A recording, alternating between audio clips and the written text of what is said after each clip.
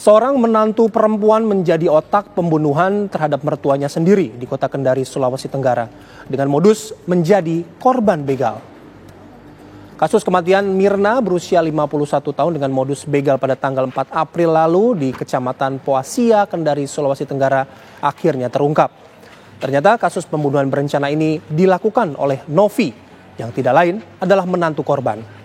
Pelaku menyewa pembunuh bayaran dengan upah 15 juta rupiah. Namun uang yang diberikan baru 10 juta rupiah. Motif pelaku membunuh korban karena sakit hati. Rumah tangganya sering diganggu oleh korban.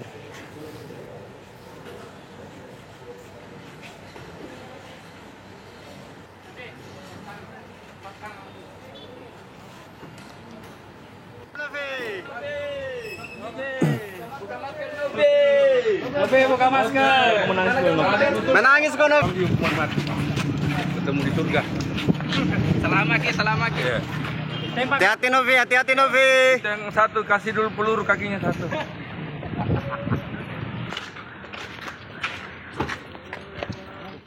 Ya, dan untuk mengetahui informasi terbaru dari Kendari, Sulawesi Tenggara, kita sudah terhubung dengan Kasat Reskrim Polresta Kendari AKP Fitra Yadi. Selamat pagi, selamat sore, Pak Kasat. Selamat sore, Mas Bayu. Baik, Pak Kasat, dalam informasi yang kami terima bahwa pelaku menghabisi korban karena merasa rumah tangganya terganggu. Terganggu dalam hal ini konteksnya seperti apa, Pak?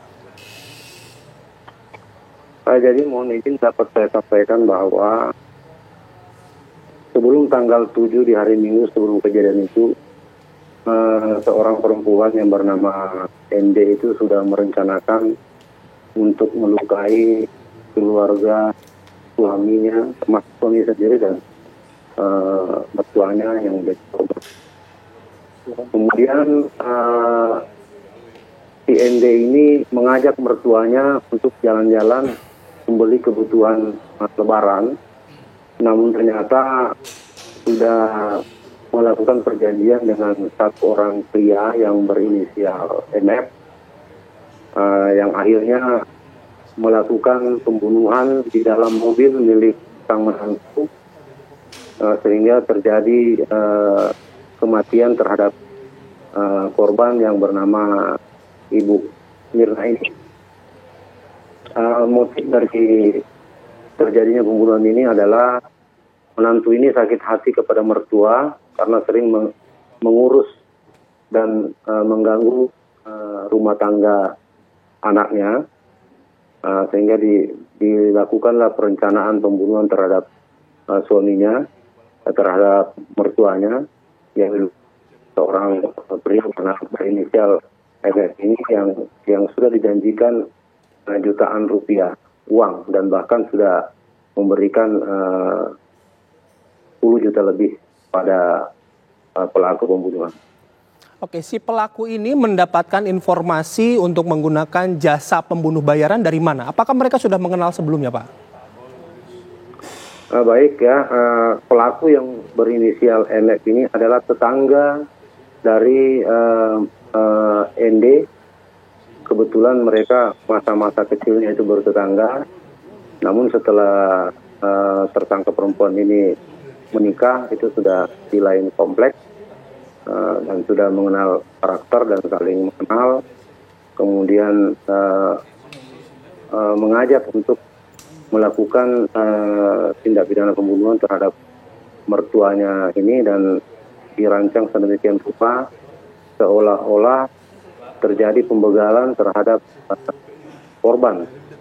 Karena sebelumnya dapat saya sampaikan bahwa salah satu pelaku perempuan ini sebelumnya melapor di kepolisian bahwa dia dan mertuanya dibegal dan mengakibatkan mertuanya itu meninggal.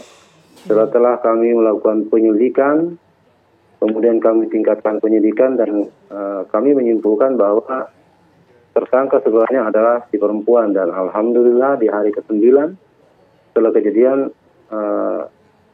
tindak pidana ini dapat kami ungkap dan 2 orang tersangka kami tetapkan sebagai tersangka dan sudah kami tangkap, dan hari ini telah kami lakukan penahanan. Demikian. Oke. Dari proses penyelidikan yang dilakukan oleh pihak kepolisian, di mana letak kejanggalan Pak ketika proses penyelidikan awal dan polisi yakin bahwa peristiwa pembegalan pada saat itu bukan peristiwa pembegalan biasa? Baik, ya. Saat kami melakukan olah TKP berdasarkan keterangan si pelapor yang akhirnya menjadi tersangka itu, bahwa ada 4 orang pelaku semua masuk dalam kendaraannya, melakukan pembegalan dalam mobil. Kemudian si ND, si perempuan ini dipretelin perhiasannya. Kemudian mertuanya yang berada di samping ini dilakukan pembunuhan, dan pelaku pembunuhan ini kemudian pergi tanpa mencederai si menantu. Di situ kami mulai curiga bahwa seperti kebiasaan yang terjadi di Kota Kendari, pembegal ini tidak pernah masuk dalam kendaraan dan tidak ada tanda-tanda kekerasan yang kami temukan pada diri menantu. Kemudian dari informasi yang kami temukan bahwa si ND, si menantu ini sebelum kejadian itu ditemukan di salah satu warung bakso dan sedang makan dengan salah satu pria yang bukan suaminya, dan dari situlah kami menemukan bahwa keduanya terdeteksi juga di depan ATM BRI, dan itu terjadi transaksi, dan di warung bakso itu terjadi perencanaan, sehingga kami menyimpulkan bahwa ada keterkaitan antara si menantu dan si pria. Baik, terima kasih AKP Fitrayadi atas waktu dan juga informasinya sore hari ini. Selamat bertugas kembali, salam sehat selalu Pak. Terima kasih.